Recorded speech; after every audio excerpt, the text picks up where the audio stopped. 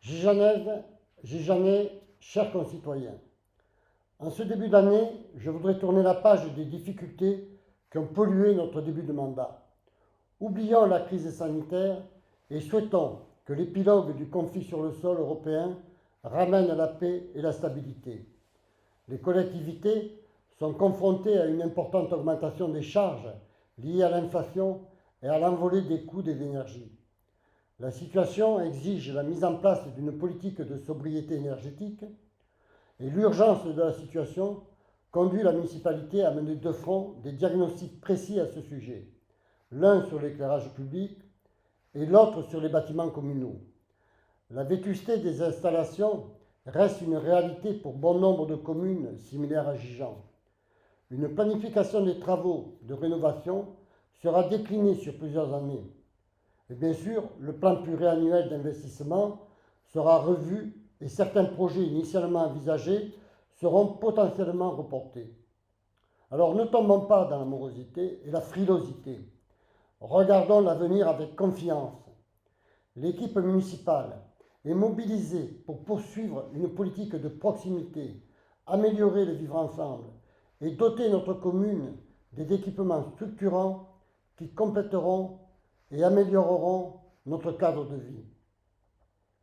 Pour la première fois, depuis le début de notre mandat, les réunions festives ont pu se dérouler sans aucune contrainte. Le carnaval, le repas des aînés, les festivités du 14 juillet, la fête du village, les vendredis nocturnes, et fin décembre, la réception offerte aux 4 fois 20 ans et davantage. Le marché de Noël, qui a clôturé cette année, a réuni de nombreux enfants accompagnés de leurs parents. Toutes et tous ont beaucoup apprécié cette deuxième édition, revisitée et mieux adaptée.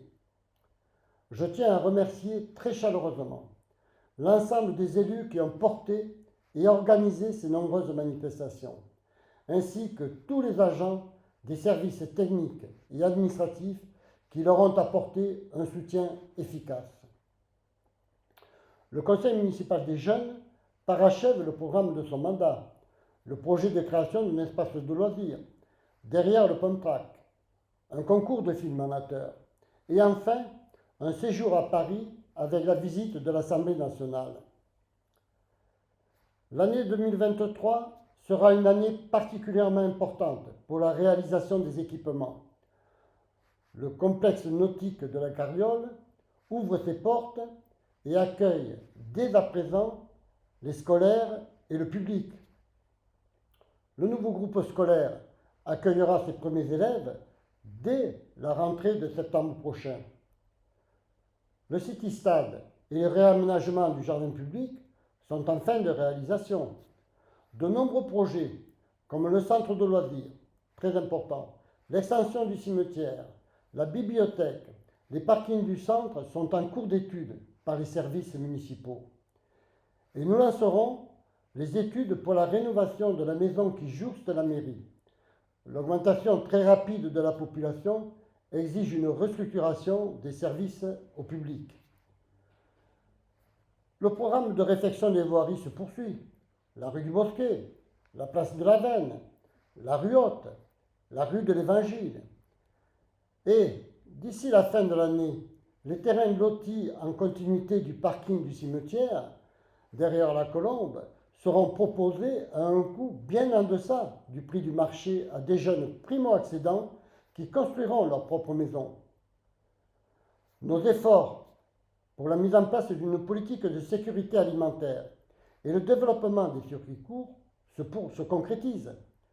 Les terres que nous allons attribuer à différents agriculteurs et agricultrices produiront dès 2023 des céréales, du maraîchage et accueilleront un élevage de poules pondeuses et des plantations d'arbres fruitiers. Des produits, bien sûr, que nous souhaitons retrouver chez nos commerçants, sur nos marchés et dans l'économie solidaire. Vous le constatez tous les jours, je m'étais engagé avec l'équipe municipale à réaliser un mandat utile. Ce sera une réalité jusqu'à son terme. Nos aînés, notre jeunesse, vous toutes et vous tous, êtes au centre des projets que nous portons.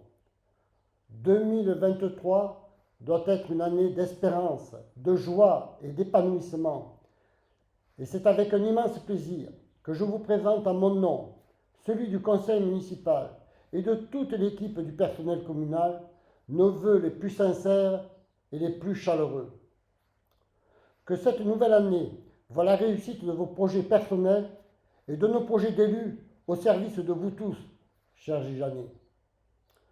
Nous restons, bien sûr, attentifs à celles et ceux d'entre vous qui connaissent de grandes difficultés et nous nous efforcerons de vous accompagner et de vous apporter tout notre soutien. La joie ne peut être complète si certains d'entre nous restent isolés et en souffrance. Restons solidaires, fraternels et généreux. Bonne et heureuse année 2023.